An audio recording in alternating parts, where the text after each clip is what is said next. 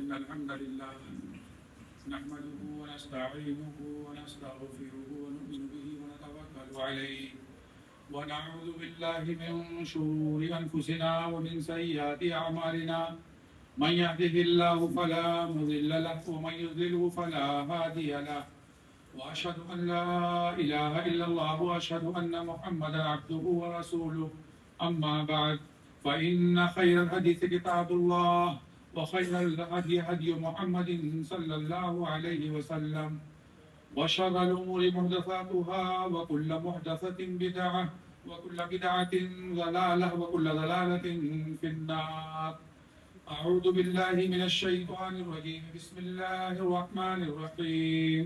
قاف والقرآن المجيد بل عجبوا أن جاءهم منذر منهم فقال الكافرون هذا شيء عجيب أئذا متنا وكنا ترابا ذلك رجع بعيد قد علمنا ما تنقص الأرض منهم وعندنا كتاب حفيظ بل كذبوا بالحق لما جاءهم فهم في أمر مريج أفلم ينظروا إلى السماء فوقهم كيف بنيناها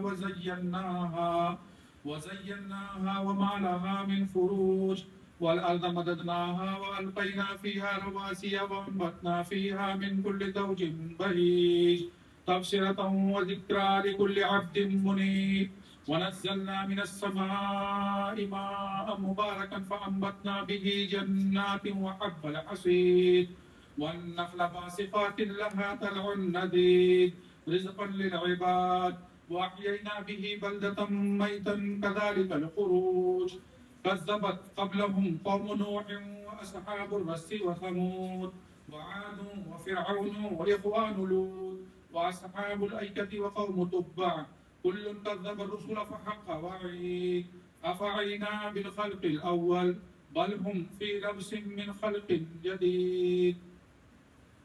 بارك الله لنا ولكم في القرآن العظيم ونفعنا وإياكم بالآيات والذكر الحكيم إنه تعالى جواد كريم ملك بر رؤوف رحيم.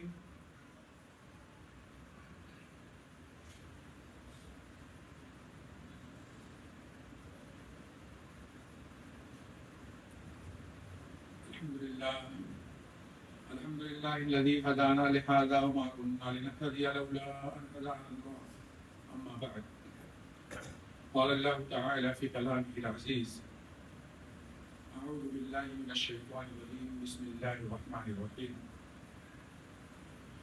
محمد رسول الله والذين معه أشداء على الكفار رحماء بينهم تراهم ركعا سجدا يبتغون فضلا من الله ورضوانا سيماهم في وجوههم من أثر السجود ذلك مثلهم في التوراة ومثلهم في الإنجيل كزرع أخرج شطأه فآزره فاستغلظ فاستوى على سوقه يعجب الزراع ليغيظ بهم الكفار.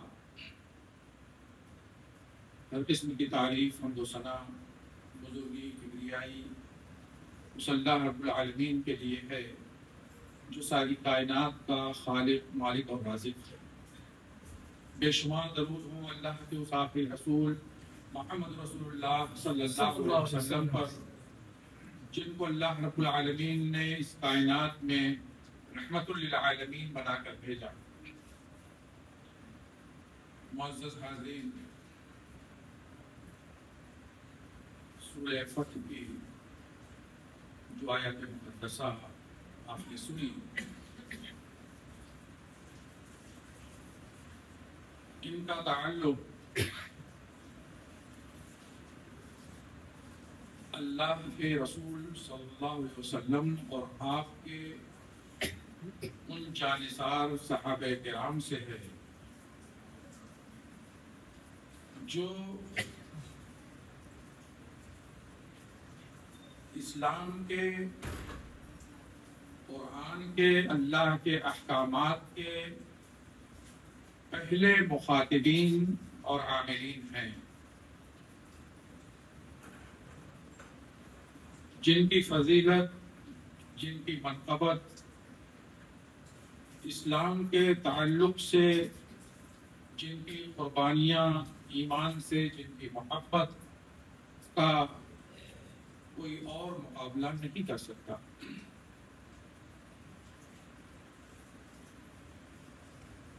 اللہ رب العالمین نے جو کتاب قرآن کریم کی شکل میں ہم پر نازل کی اور اپنے رسول محمد رسول اللہ صلی اللہ علیہ وسلم کے ذریعے جو احکامات ہمیں بتلائے، اس کے اندر انسانوں کی ہدایت اور رہنمائی کے لیے ساری چیزیں موجود ہیں۔ ان کو پڑھنے، سمجھنے اور عمل کرنے کے بعد کوئی انسان گمراہ نہیں ہو سکتا۔ آپ دیکھیں، قرآن شروع کریں، سورہ فاتحہ ہر نماز میں جو پڑھی جاتی ہے، جس کا پڑھنا ضروری ہے، ہر انسان کئی مرتبہ، ہر مسلمان دن میں پڑھتا ہے، اس میں اللہ رب العالمین نے اپنے لیے ہدایت اور جو گمراہ فرقے ہیں، خصوصاً یہود و نصارہ، ان سے بچنے کی دعا بتلائی ہے۔ اس کے بعد جو شروع ہوتا ہے قرآن الف لام میم سے، اس کے اندر ابتدا کی جو 3 آیتیں ہیں شروع میں، اس میں مومنین کا ذکر ہے۔ اس کے بعد جو 2 آیتیں ہیں اس میں کافروں کا ذکر ہے، اور اس کے بعد جو 13 آیتیں ہیں اس میں منافقین کا ذکر ہے۔ میں بتلانا یہ چاہتا ہوں کہ انسان یہی 3 طرح کے ہوتے ہیں، یا تو کافر ہوگا، یا منافق ہوگا، یا مسلمان ہوگا۔ یہی 3 طرح کے ہوتے ہیں۔ تو ہمیں قرآن کو پڑھنا ہے اور سمجھ کر خود یہ فیصلہ لینا ہے کہ ہم کس شمار میں۔ تو پہلی 3 آیتیں مسلمانوں کے تعلق سے، اس کے بعد 2 آیتیں کافروں کے تعلق سے، کیونکہ مسلمانوں کا معاملہ بالکل واضح ہے۔ جو اللہ پر، اس کے رسول پر، اس کی اتاری گئی کتابوں پر، فرشتوں پر، تقدیر پر، جنت اور جہنم پر جو ایمان رکھتا ہے وہ مسلمان ہے، بالکل واضح بات۔ ان چیزوں کا جو انکار کرتا ہے وہ کافر ہے، بالکل واضح۔ لیکن منافق کا جو معاملہ ہے وہ بڑا پیچیدہ ہے، اس لیے ان کی وضاحت کے لیے 13 آیتیں نازل کی گئی، اور بہت سی آیتیں ہیں قرآن میں اس کے بعد بھی، ایک پوری سورہ منافقون ہی ہے۔ تو بتلانا میں یہ چاہتا ہوں کہ اسلام کے سب سے بڑے دشمن، یا آپ یہ کہہ لیں کہ اسلام کو سب سے زیادہ نقصان جس سے پہنچا ہے وہ منافقین ہے۔ آپ شروع سے دیکھ لیں اس کی تاریخ۔ مکہ میں جب آپ تھے تو وہاں صرف مسلمان تھے یا کافر تھے، وہاں منافق نہیں تھے۔ جب آپ مدینہ گئے تو وہاں پر ایک اور فرقے سے واسطہ پڑا، یہودیوں سے۔ اب وہ یہودی یا ان یہودیوں نے جب دیکھا کہ مسلمان یہاں غلبہ پا رہے ہیں، غالب آ رہے ہیں، تو انہوں نے بظاہر اسلام قبول کر لیا، لیکن دل سے وہ یہودی ہی رہے۔ تو ایسے لوگوں کو منافق کہا گیا کہ جنہوں نے ظاہراً اسلام قبول کیا، لیکن ان کا دل جو ہے اپنے اسی پرانے مذہب پر جمع رہا۔ تو یہاں آ کر مدینے میں 3 گروہ ہو گئے، ایک مسلمان، ایک کافر اور ایک منافق۔ یہ منافق یہیں سے شروع ہوئے۔ ان کا سردار اس دور میں عبداللہ بن ابی تھا۔ اللہ کے رسول صلی اللہ علیہ وسلم کی وفات کے بعد حضرت ابو بکر خلیفہ بنے، ان کے بعد حضرت عمر خلیفہ بنے۔ اس دور میں منافقوں کو ہمت اور جرأت نہیں ہوئی کہ وہ کھل کر اسلام کو نقصان پہنچائیں، اس کے خلاف سازشیں کریں، ہمت نہیں ہوئی۔ آپ کے دور میں، ابو بکر اور حضرت عمر کے دور میں، لیکن جب حضرت عثمان کا دور آیا تو اس وقت یہ منافقوں کا گروہ شر و فساد اس نے شروع کیا۔ عبداللہ بن سبا جو صنع یمن میں، یمن کی راجدھانی تھی، وہاں کا رہنے والا تھا، وہ مدینہ آیا اور یہاں اس نے بظاہر اسلام قبول کیا، یہودی تھا، بظاہر اسلام قبول کیا اور مسلمانوں کے ساتھ میل جول بڑھانے لگا۔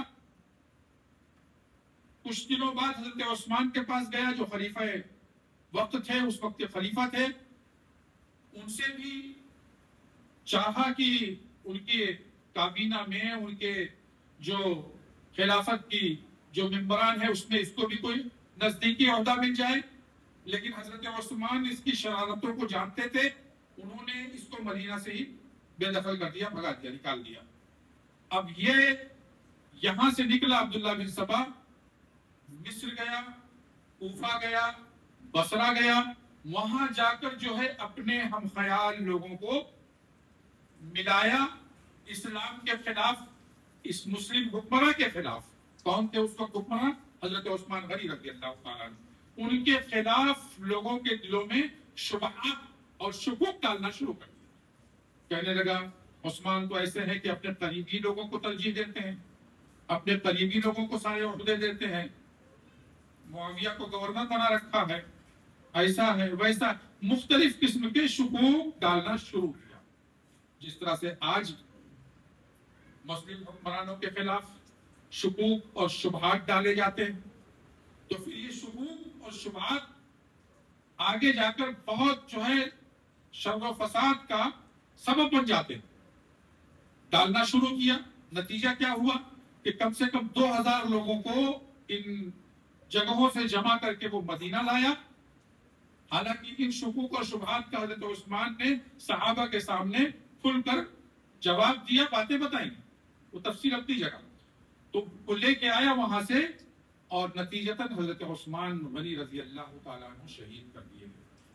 یہ سب سے بڑا پہلا فتنہ اس یہودی کا اور اس منافق کا تھا اسلام میں۔ اس کے بعد یہ حضرت علی کے گروہ میں شامل ہوا، وہاں جا کر پھر اپنی اسی شرارت کو، اسلام کو بگاڑنے، اسلام کی اصل صورت کو پست کرنے میں مسلسل لگا رہا۔ حضرت علی کی شان میں اتنا غلو، اتنا مبالغہ کہ ان کو معبود تک قرار دے دیا، ان کو الہ تک قرار دے دیا کہ ان کی ہی عبادت کی جائے۔ اس طرح سے اسلام کی اصل شکل جہاں سے بھی موقع ملا اس نے بگاڑنے کی کوشش کی۔ نتیجتاً حضرت علی نے اس کو جو ہے سزا دی، اس کو اس کے حواریوں کو زندہ جلا دیا، معاملہ گیا۔ لیکن ختم نہیں ہوا وہ معاملہ، اس کے جو دوسرے تھے وہ سب چلتے رہے اور اسلام کو مسلسل جو ہے نقصان پہنچاتے رہے۔ اسی کے نتیجے میں جنگ جمل ہوئی، جنگ صفین ہوئی، سقوط بغداد میں بھی انہی کا ہاتھ۔ اس کے بعد جتنی بھی اسلام میں اس طرح سے اسلام مخالف لوگوں سے جنگیں، لڑائیاں یا جو کچھ بھی ہوا، اس میں یہ جو ہے ہر طرح سے یہ منافق، یہ یہودی جو ہے ریشہ دمانی کرتے ہیں۔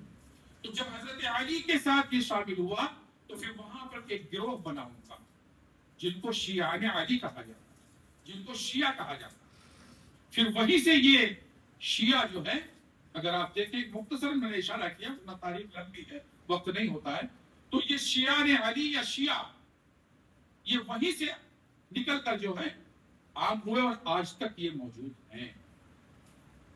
میں نے یہ موضوع کیوں رکھا آپ کے سامنے کہ ابھی جو موجودہ حالات ہیں عالم اسلام کے، اس میں لوگ اپنی لا علمی، جہالت یا کم فہمی یا عصبیت جو بھی کہیں، اس کی وجہ سے صحیح فیصلہ یا صحیح راستہ نہیں اختیار کر رہے، کنفیوز ہیں۔ جو باتیں میں سنتا ہوں، آپ بھی سنتے ہیں، عجیب لگتا ہے. اس لیے ضروری ہے کہ جو اسلام کے کھلے دشمن ہیں جن کو شیعہ کہا جاتا ہے ان کے تعلق سے کچھ باتیں ہمیں بھی علم میں آ جائیں, ہمارے علم میں آ جائیں, ہمیں معلوم کم سے کم زیادہ نہیں تو ان کی جو بنیادی عقائد ہے, ان کے جو اعمال ہیں, ان کے تعلق سے تو کچھ علم ضروری ہے. تو پہلا جو ان کا عقیدہ ہے, بنیادی عقیدہ, وہ کہتے ہیں, ان کا عقیدہ ہے کہ یہ قرآن جو ہمارے سامنے 30 پاروں میں محفوظ ہے آج, کہتے ہیں یہ محرف ہے, یہ تحریف شدہ قرآن ہے. حضرت علی نے جو قرآن مرتب کیا تھا, اصل قرآن, اس کو ان کے امام غائب, 12ویں امام جو غائب ہو گئے, ان کی ایک الگ کہانی ہے, کیسے ہوئے, پیدا ہی نہیں ہوئے تھے, 11ویں امام کی کوئی اولاد ہی نہیں تھی, یا جو بھی بہرحال وہ ایک ہے. تو ان کے جو 12ویں امام, جس کو یہ امام غائب اور انہی کو امام مہدی بھی کہتے ہیں, وہ اصل قرآن جو حضرت علی نے مرتب کیا تھا, اس کو لے کر ایک غار میں چلے گئے, سرمن علیہ, سارمن علیہ جو غار کا نام ہے, وہاں وہ چلے گئے ہیں, اس میں وہ ہیں. یہ ایک پہلا ان کا عقیدہ ہے, یعنی اس قرآن کو یہ اوریجنل قرآن نہیں مانتے. کہتے ہیں اصل تو وہ لے گئے اور جو بچا ہے اس میں بھی تحریف ہے. کہتے ہیں سورہ احزاب جو ہے یہ سورہ بقرہ سے بڑی تھی. سورہ احزاب میں حضرت علی کے مناقب فضائل سب بیان کیے گئے تھے, ان کو جو ہے یہ ابو بکر, عمر, عثمان, ان لوگوں نے حذف کر دیا. یہ ان کا عقیدہ ہے. تو آپ سوچیں کہ جو یہ عقیدہ رکھے کہ یہ قرآن اس طرح کا نہیں ہے جیسا رب نے نازل کیا, تو پھر اس کا ایمان باقی رہے گا. یہ قرآن جس کے تعلق سے اللہ نے فرمایا اِنَّا نَحْنُ نَزَّلْنَا الذِّكْرَ وَإِنَّا لَهُ لَحَافِظُونَ, اس قرآن کو ہم نے نازل کیا اور اس کی حفاظت کی ذمہ داری ہماری ہے.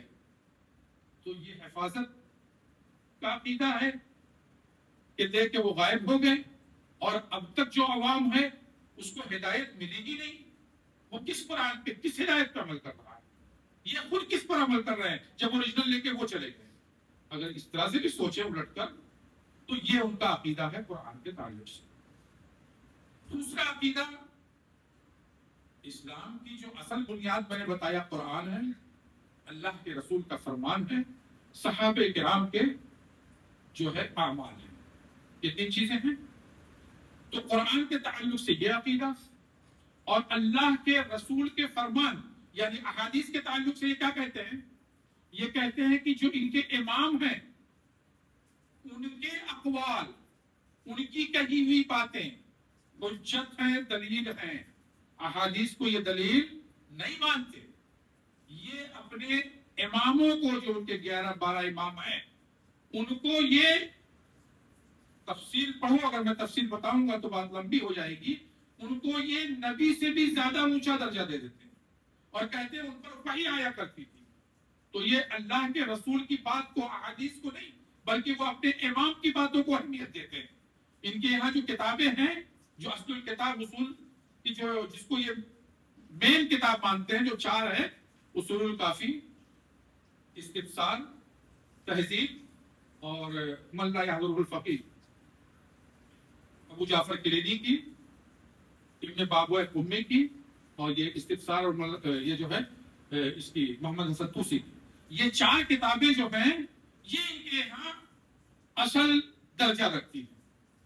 اب آپ سوچ لیں کہ جن کا قرآن کے تعلق سے یہ معاملہ ہو یا عقیدہ ہو, حدیث کے تعلق سے یہ عقیدہ ہو, کیا اس کا اسلام باقی رہے گا؟ اب آئیے تیسرا, صحابہ کرام کے تعلق سے. اللہ اکبر, آپ اگر پڑھیں گے صحابہ کرام کے تعلق سے ان کا عقیدہ تو نفرت ہو جائے گی. میں نے قرآن کی جو سورہ فتح کی آیتیں پڑھی, محمد رسول اللہ والذین معہ اشداء علی الکفار رحماء بینہم, قرآن میں کئی جگہوں پر صحابہ کرام کے تعلق سے, ان کی فضیلت کے تعلق سے, ان کے مرتبت کے تعلق سے, یہاں تک کہ کہا گیا فَإِنْ آمَنُوا بِمِثْلِ مَا آمَنْتُمْ بِهِ فَقَدِ اهْتَدَوْا. تمام دنیا والوں کو یہ کہا گیا کہ دنیا والوں اگر تم صحابہ جیسا ایمان لاؤ گے تو ہدایت پاؤ گے. ان کے ایمان کو معیار قرار دیا گیا صحابہ کرام کی.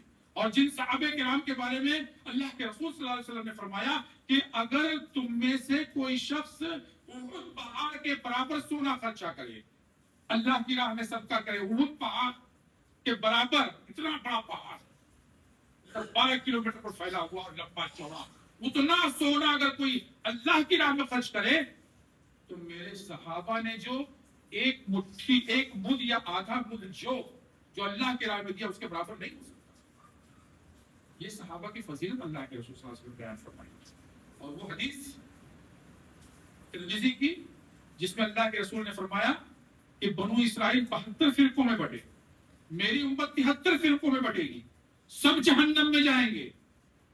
جب پوچھا گیا, آپ نے فرمایا صرف ایک جنت میں جائے گا. پوچھا گیا کون سا, تو آپ نے کیا کہا, ما انا علیہ و صحابی, وہ فرقہ جنت میں جائے گا جس پر میں ہوں اور میرے صحابہ. ایک منہج دیا اللہ کے رسول نے. یہ نہیں کہا کہ نام لے کے نہیں کہا کہ فلاں نام والا فلاں نام, اس منہج پہ جو ہوگا نام کچھ بھی ہو اس کا, جو میرے اور صحابہ کے منہج اور طریقے پر ہوگا وہ جنت میں جائے گا, وہ فرقہ ناجیہ. تو یہ ہے صحابہ کرام کے تعلق سے قرآن اور احادیث. اور ان کا کیا عقیدہ ہے, ایک تو تبرہ, کہتے ہیں کہ صحابہ کرام کو گالی دینا عین عبادت ہے, اس کو تبرہ ہے. ایک عقیدہ رجعت ہے. یہ کیا ہے رجعت؟ کہتے ہیں ایک شریعت کا اصول ہے, قرآن میں بھی ہے, وَأَنْتُمُ الْأَعْلَوْنَ إِن كُنتُم مُؤْمِنِينَ. اللہ نے کیا کہا, اگر تم مومن ہو تو عزت تمہیں ملے گی, سربلندی تمہیں ملے گی, حکومت تمہیں ملے گی. اب صحابہ کرام کو, ابو بکر کو, عمر کو, عثمان کو عزت ملی, حکومت ملی, سربلندی ملی, سب کچھ ہوا. اب یہ ڈگمگائے کہ ہم تو صحابہ کو گالی دیتے ہیں, اور یہاں تو ان کو عزت ملی, اور شریعت کا معیار ہے کہ عزت اچھے لوگوں کو ملتی ہے. تو پھر انہوں نے ایک عقیدہ گڑھا رجعت, کہا ان کو جو یہ عزت ملی یہ دنیاوی عزت ہے. اصل میں کیا ہے, ہوگا کیا, جب ہمارے امام غائب, یہ ان کا عقیدہ میں بیان کر رہا ہوں, ان کی کتابوں میں ہے, کسی کو دیکھنا ہے تو آگے دیکھ سکتا ہے میرے پاس. امام غائب جو غار میں ہیں, یا امام مہدی جب آئیں گے تو آنے کے بعد حضرت علی کو زندہ کریں گے, حضرت علی زندہ ہوں گے, حضرت فاطمہ اٹھیں گی اپنی قبر سے, وہ زندہ ہوں گی, اور حضرت علی ابو بکر, عمر اور عثمان کے خلاف مقدمہ دائر کریں گے, کہیں گے انہوں نے میری خلافت چھین لی تھی. اور حضرت فاطمہ وہ بھی مقدمہ دائر کریں گی, کہیں گی انہوں نے مجھے باغ فدق نہیں دیا تھا. یہ دونوں مقدمہ دائر کریں گے, لہذا ان کی سنوائی ہوگی, اور ان کی قبروں سے ان کو نکال کر درخت پر سولی پر لٹکا دیا جائے گا. یہ عقیدہ رجعت ہے, یہ شیعوں کا عقیدہ ہے, اس لیے وہ گالی دیتے ہیں صحابہ کرام کو. اب سوچیں, جو قرآن کو محرف مانے, جو رسول کے احکامات, قوانین اور آپ کے فرمان کو نہ مانے, جو صحابہ کرام کے تعلق سے یہ عقیدہ تبرہ اور رجعت کا رکھتا ہو, کیا اس کا ایمان ہے؟ یہی نہیں, اس جیسے بہت سارے عقائد ہیں. ایک عقیدہ ان کا ہے متعہ, زنا, بے حیائی, بدکاری ہر مذہب میں, ہر قوم میں غلط اور برا اس کو سمجھا جاتا ہے. اسلام میں بھی سختی کے ساتھ اس کی برائی کو بیان کیا گیا کہ اگر کسی نے زنا کیا, اگر وہ شادی شدہ ہے تو اس کو سنسار کر دو, پتھر مار مار کے ہلاک کر دو, مرد ہو یا عورت. اگر غیر شادی شدہ نے یہ حرکت کی ہے تو اس کو کوڑے لگائے جائیں. یہ شریعت نے سزا سنائی ہے ثانی کے لیے. اور یہ کیا کہتے ہیں کہ متعہ, متعہ کس کو کہتے ہیں؟ متعہ کو یہ عبادت کہتے ہیں.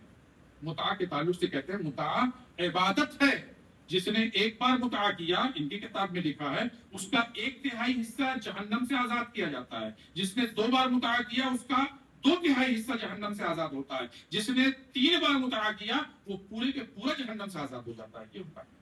ایک جگہ لکھتے ہیں کہ جو ایک بار مطاع کرا اس کی فضیلت حسن اتنی بڑی، جس نے 2 بار کیا اس کی فضیلت حسین اتنی، اور 3 بار کرنے والے کی اس سے بھی زیادہ۔ یہ ان کے مطاع کے تعلق سے لکھا۔ مطاع کہتے کسے ہیں؟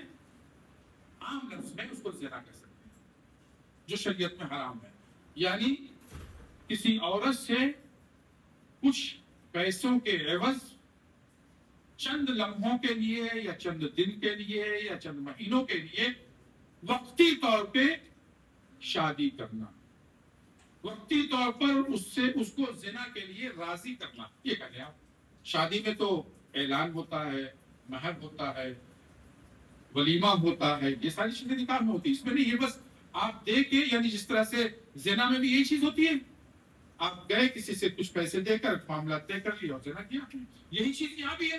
کسی عورت سے آپ معاملات طے کر لیں اور پھر وہ آپ اس کے ساتھ جو ہے اپنی جنسی خواہش پوری کریں، یہ متعہ ہے، اس کو یہ عین عبادت قرار دیتے ہیں، اور اس کی فضیلت میں نے بتائی۔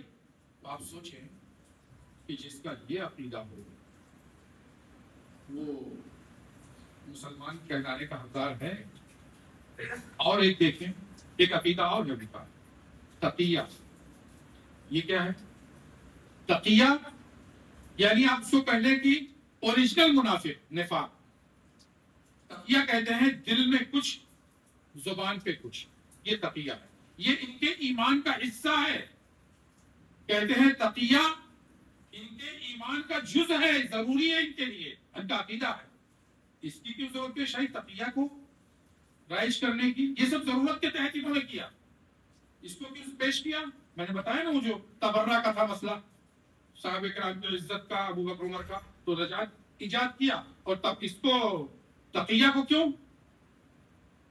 کیونکہ یہ سوال اٹھتا ہے ان پر کہ جب تم ابو بکر کو گالی دیتے ہو، عمر کو گالی دیتے ہو، عثمان کو گالی دیتے ہو، تینوں خلیفہ کو، تو حضرت علی جن کو تم اپنا مقتدی اور پیشوا مانتے ہو، اور یہ بھی یہاں پہ رک کے ایک بات کہہ دوں، یہ بھی ایک عجیب بات ہے کہ ان کا یہ عقیدہ ہے کہ جب اللہ کے رسول صلی اللہ علیہ وسلم کی وفات ہوئی تو سارے صحابہ مرتد ہو گئے، سب دین سے پھر گئے، کافر ہو گئے، سوائے 3 یا 4 صحابہ۔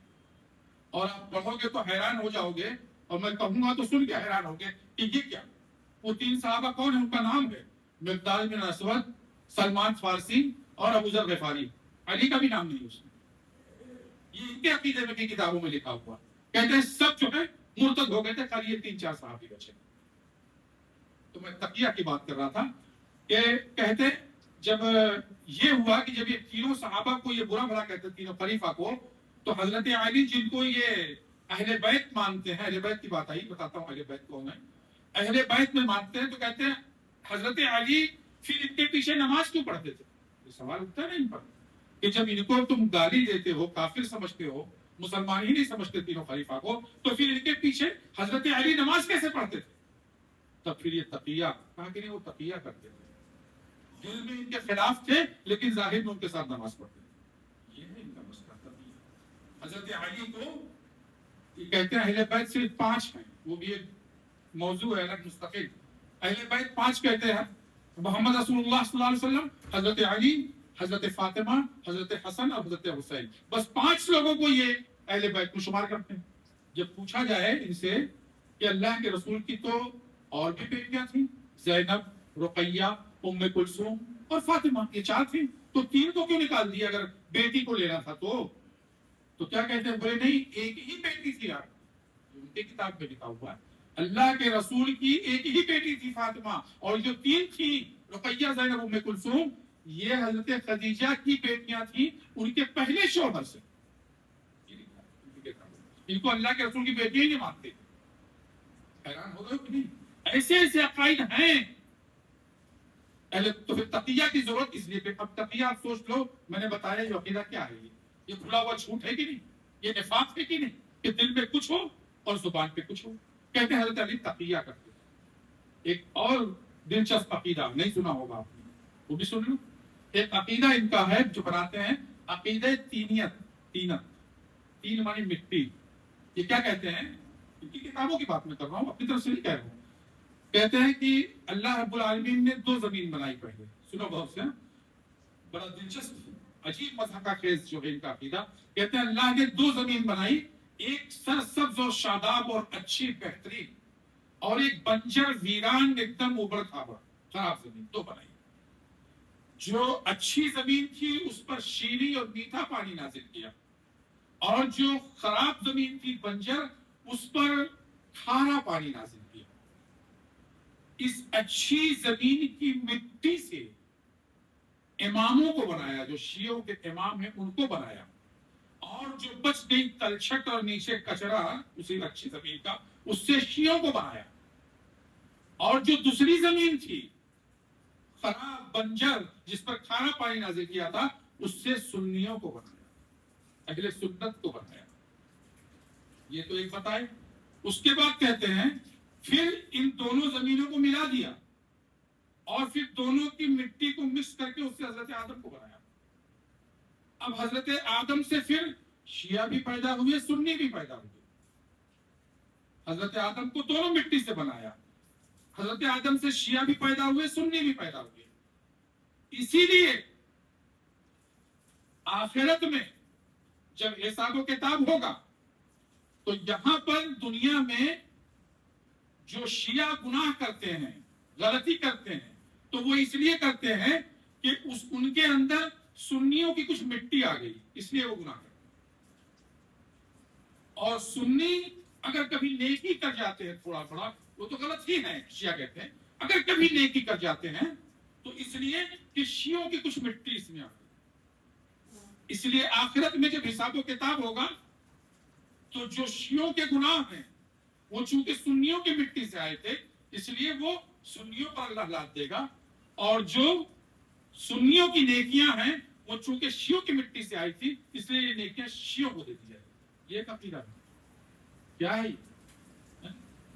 کہانی افسانہ بنا رہے ہو, دین کو کھلواڑ بنا رہے ہو. یہ ہے قرآن پڑھو. قرآن میں ہر جگہ واضح طور پر ہے جو جیسا عمل کرے گا, جو جس طرح کرے گا اس کو اس کا بدلہ برابر دیا جائے گا. اللہ عدیل ہے, اللہ عادل ہے, وہاں کسی پر ظلم نہیں ہوگا. یہ ساری احکامات قرآن میں موجود ہیں. پورا اس کا مذاق اڑایا جا رہا ہے. یہ کیا, یہ کون سا عقیدہ ہے؟ تو یہ عقیدہ رکھنے والے تبرہ کا, رجعت کا, متعہ, یہ مسئلہ جو میں نے ابھی بتایا, یہ سب عقائد کے حاملین یہ شیعہ حضرات ہیں جن کے تعلق سے مسلمانوں کا ایک بڑا طبقہ آج کے اس دور میں غلط فہمی میں مبتلا ہے. یہ جو نعرے لگاتے ہیں یا جو کہتے ہیں زبان سے اسلام, مسلمان یا اسلام کی باتیں, یہ ان کے دلوں میں نہیں ہے, یہ تقیہ ہے ان کے عقیدے کے مطابق. زبان پہ کچھ ہے, ان کی پوری تاریخ آپ دیکھ لیں, اسلام دشمنی سے بھری پڑی ہے. اور اس کے علاوہ جو گمراہ فرقے ہیں, جو بھی گمراہ فرقے ہیں, نقشبندیہ ہو, صوفیہ ہو, سہروردیہ ہو, جو بھی جتنے گمراہ فرقے آپ دیکھ لو, ان کی جو گمراہیاں ہیں وہ شرک و بدعت کے تعلق سے ہو, دوسرے اور معاملات ہوں, ان سب میں ان شیعوں کی جھلک نظر آتی. بالکل آپ دیکھ لیں, ان سب میں ان شیعوں کی کارستانیاں اور ان کی جھلک آپ کو اس میں واضح طور پر ملتی ہے. تو اتنے خطرناک جو ہے اسلام کے دشمن لوگوں کے تعلق سے اگر ہم لا علمی کا شکار ہوں, نہ جانے, ان سے ہمدردی کا اظہار کریں, ان کی موافقت کریں, تو پھر سوچئے ہم سے بڑا جاہل یا بے وقوف اور کون ہو. وقت ختم ہو رہا ہے. ان کے اعمال ورنہ میں بتاتا, یہ تو ان کے کچھ بنیادی اور بہت سے ہیں, یہ چند بنیادی عقائد, ان کے اعمال دیکھ لو. ایسے ایسے اعمال ہیں جو یہاں سے بیان نہیں کیے جا سکتے. ایک چھوٹا سا یہ دیکھ لو, ماتم. محرم میں 10 محرم کو جو ماتم ہوتا ہے کیا ہے؟ انہی کے دین ہے. کس طرح سے اسلام کے خلاف ورزی, کس طرح سے اس میں حرکتیں, گال پیٹنا, سینہ پھاڑنا, اپنے آپ کو زخمی کرنا, یہ سب واضح طور پر شریعت نے منع کیا. اللہ کے رسول نے واضح طور پر فرمایا من لطم الخدود وشق الجیوب ودعا بدعوۃ الجاہلیہ. ان کے تعلق سے کہا کہ لیسا منا, یہ ہم سے نہیں ہے. جو اس طرح کی حرکتیں کریں, اپنے گالوں پر تماچے مارے, اپنے گریبان کو پھاڑیں اور جاہلیت کی پکاریں, لیس منا، وہ ہم سے نہیں ہے. اللہ کے رسول نے ان کو اپنے سے دور کر دیا، کہا ہم سے نہیں ہے، یہ سب کام یہ کرتے ہیں. یہاں تک کہ کربلا کے طواف کو، کربلا کی جو ہے جگہ زمین وہاں کے طواف کو یہ کعبۃ اللہ کے طواف سے افضل بتاتے ہیں. یہ ہے ان کے عقائد میں، ان کی کتابوں میں. اس طرح سے بہت ساری باتیں ہیں. تو کہنے کا مقصد یہ ہے میرے بھائیوں کہ کسی بھی چیز پہ زبان کھولنے سے پہلے یا کسی کے تعلق سے کوئی موقف اختیار کرنے سے پہلے ان کے تعلق سے جانکاری حاصل کر لیا کرو، معلومات لے لیا کرو کہ صحیح کیا ہے، غلط کیا ہے. آج جو ہو رہا ہے، آج کا جو ماحول ہے، وہ اسی طرح سے جو مسلم حکومت ہے، مسلم لوگ مسلمان ہیں، ان کے درمیان جو ہے شر و فساد پھیلانے کے لیے، ان کے اندر کنفیوژن پیدا کرنے کے لیے یہ سارے حربے اور ساری مشنریاں جو ہیں یہ حرکت کر رہی ہیں. اللہ سے دعا کرو کہ اللہ تعالیٰ ہم تمام لوگوں کو دین کی صحیح اور سچی سمجھ عطا فرمائے. اے اللہ جو تیرے دین پر قائم ہے، جو دین حق پر قائم ہے، اے اللہ جو تیرے مطیع اور فرما بردار ہیں، اے اللہ تو ان کی مدد فرما. اے اللہ تو ان کا حامی اور مددگار ہو جا. اے اللہ جو دین کے دشمن ہیں، جو تیرے باغی ہیں، اے اللہ یا انہیں ہدایت دے دے یا پھر انہیں جو ہے ان کے کیسے کردار تک پہنچا دے. یہ ہر مسلمان کو دعا کرنی چاہیے اور اپنے لیے بھی دعا کرنی چاہیے جو اللہ کے رسول اکثر کیا کرتے تھے. یا مقلب القلوب ثبت قلبی علی دینک، اے اللہ میرے دل کو اپنے دین پر جما دے. یا مقلب القلوب، اے دلوں کو الٹنے پلٹنے والے میرے دل کو اپنے دین پر جما دے. یہ دعا کرنی چاہیے. اللہ کے رسول دعا کیا کرتے تھے، ربنا لا تزغ قلوبنا بعد إذ هديتنا وهب لنا من لدنك رحمة إنك أنت الوهاب. یہ آپ کی دعا تھی کہ اللہ ہدایت دینے کے بعد، ایمان کا راستہ دکھانے کے بعد، مسلمان بنانے کے بعد ہمارے دل کو پھر غلط چیز کی طرف مت پھیر دینا، دل کو غلط راہ کی طرف مت پھیر دینا. اے اللہ ہم پر اپنی رحمت نازل فرما، ہم کو دین پر جما دے. اس طرح کی دعائیں آپ مانگا کرتے تھے اور ہمیں بھی مانگنی چاہیے. اللہ رب العالمین سے دعا ہے کہ اللہ رب العالمین سارے مسلمانوں کو دین کی صحیح اور سچی سمجھ عطا فرمائے. اے اللہ دنیا میں جب تک رکھ، ایمان پر رکھ، جب ہمارا خاتمہ ہو ایمان پر ہو. آمین یا رب العالمین. وآخر دعوانا ان الحمد للہ رب العالمین. عباد اللہ رحمنی ورحمکم اللہ، ان اللہ یأمر بالعدل والإحسان وإيتاء ذی القربى وینہی عن الفحشاء والمنکر والبغی یعظکم لعلکم تذکرون. اذکروا اللہ یذکرکم وادعوہ یستجب لکم ولذکر اللہ تعالی اعلی وأولی وأحسن وأجل وأكبر.